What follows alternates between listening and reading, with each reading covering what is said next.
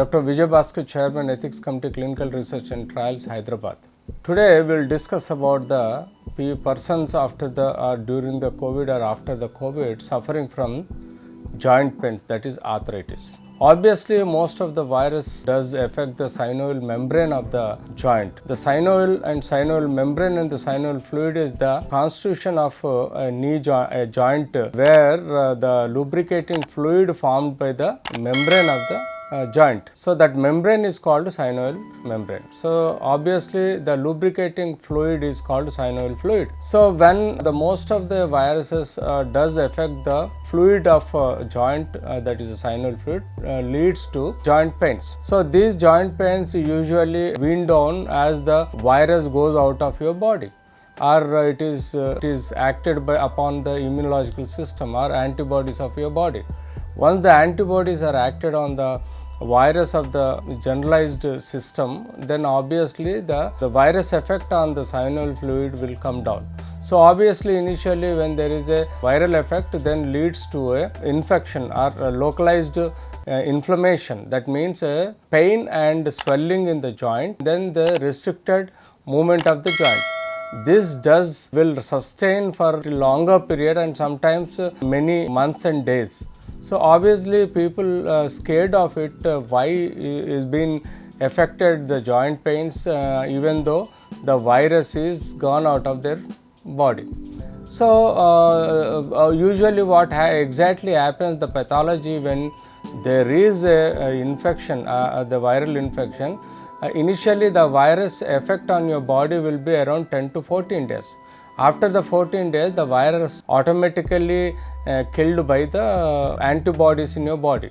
But obviously the side effects of the virus, does it means that when there will be a chronic disease process in the joint synovial fluid and synovial membrane, where it takes longer time to recover from those complications or side effects developed by the virus.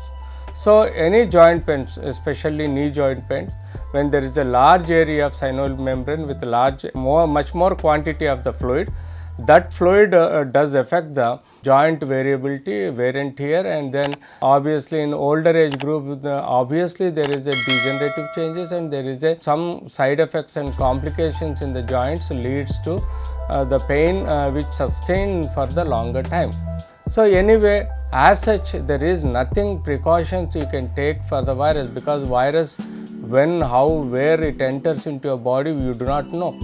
So even if a few number of persons only get the joint effect due to the virus, not all the people who are infected with virus will not get the complications like joint pains. So this joint pain should rule out with an infective joint pains, and then immunological disorder joint pain like rheumatoid arthritis, gouty arthritis, or psoriatic arthritis, or even in old age group degenerative osteoarthritis. So apart from this, even the traumatic arthritis also will see in most of the cases in which we have to rule out with all the tests and then come to conclusion that could be cause is virus effect. So the COVID virus enormous, it is into the worldwide pandemic spreading, and that time there are many people are suffering with fever, sore throat, pain, and with this joint pains. So obviously such problems will persist for longer time. The choice of investigation is RT-PCR to rule out the virus is existing or not, or what type of virus it is, and then treat accordingly the virus treatment. Apart from that, the basic line of treatment is the painkiller, something like a paracetamol or diclofenac sodium with regular physiotherapy does really helps them to rule out. So basic x-rays and then basic blood picture, and then do the basic investigations, and then once you confirm that it's in a viral effect, then treat symptomatically so that the patient will recover.